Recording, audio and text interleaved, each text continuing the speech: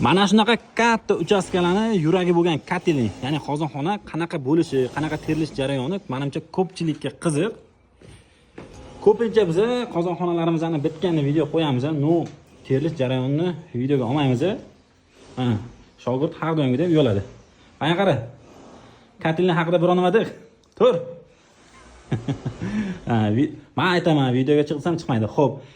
Kotelimizga ikkita kotel qo'yganmiz. Bittasi 60 kW, bittasi 35 kW konditsioner kotel qo'yganmiz.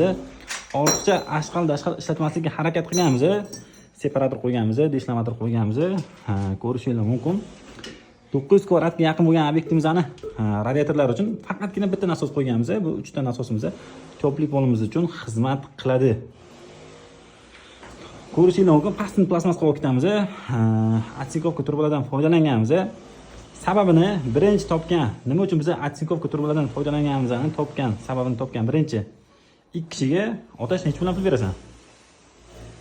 100 mingdanmi? Kam emasmi? Qani, birinchi topgan ikki kishiga nima uchun biz mana shunaqa atsinkovka turbalardan foydalanganligimizni topgan birinchi ikki kishiga 200 mingdan klik yoki paynet qilib berasan. Tushundingmi? Bo'ldi.